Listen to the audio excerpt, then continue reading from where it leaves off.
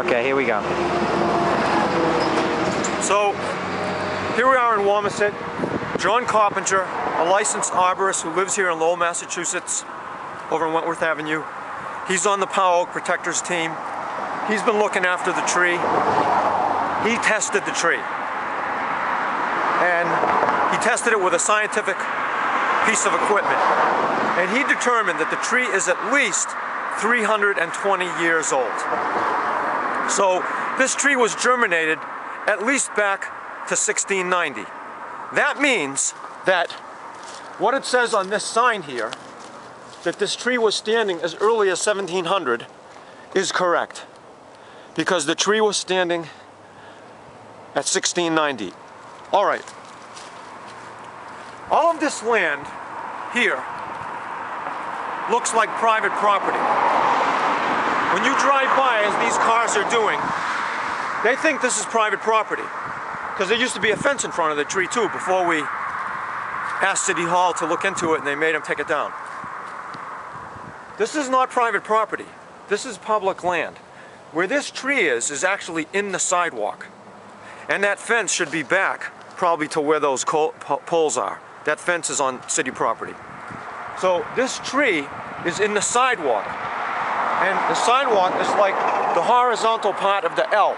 My right hand is the sidewalk, and my left hand is called the right-of-way. That's this. All this land is the right-of-way. And the right-of-way is, I don't know, as wide as from where around that stone is behind the tree, either to the left or the right of that stone, all the way to that wall right there. All the way to that wall. Another side of the mailbox, another side of the driveway. And then the right-of-way goes back almost 200 feet back to there, where that fence is back there. That's the right-of-way.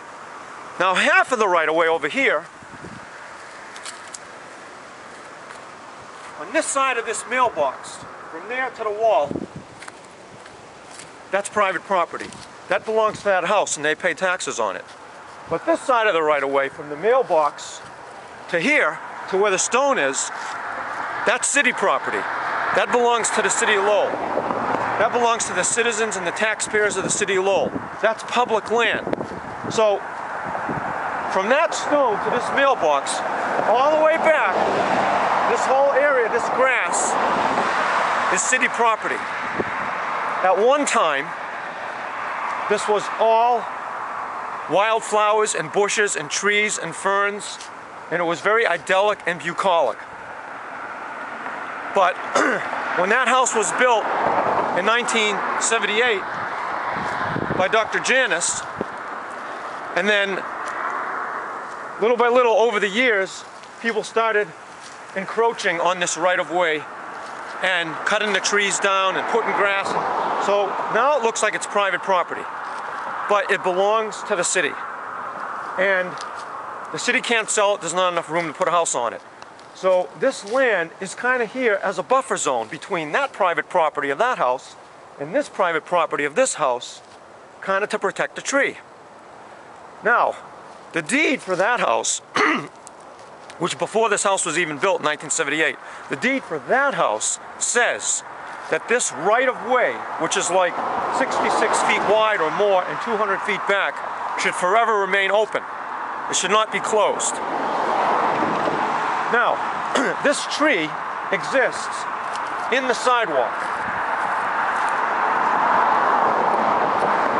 This is all like the sidewalk. If there were a sidewalk, it would have been here. So this is the part of the L going that way. And this is the right-of-way. So the tree hugs the corner of the L, right where the right-of-way meets the sidewalk. That's where the tree is. On that side of the tree, on that side of the stone, the southeast side is private property.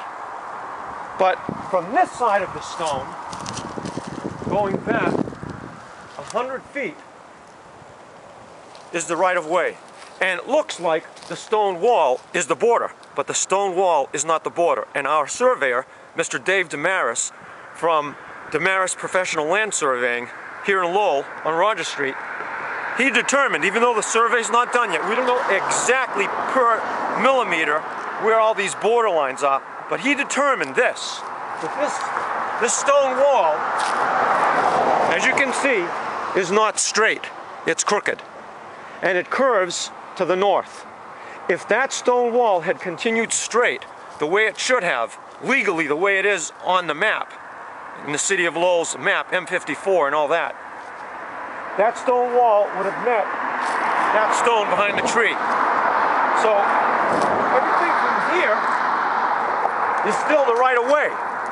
That's still city land, all here, going back 100 feet. Now at the 100-foot point, we'll go over there later, there's a little drill hole, and that is when the stone wall indeed does become the borderline. So from 100 feet from here back, this stone wall is not the borderline. Once we go back 100 feet, then on either side of the stone wall is the borderline between the city property and the private property. But from the 100 feet point down to here, everything on this side of the stone wall is city property, and nobody knows that. Okay, now, here we have some pictures of the Pow-Wow Oak.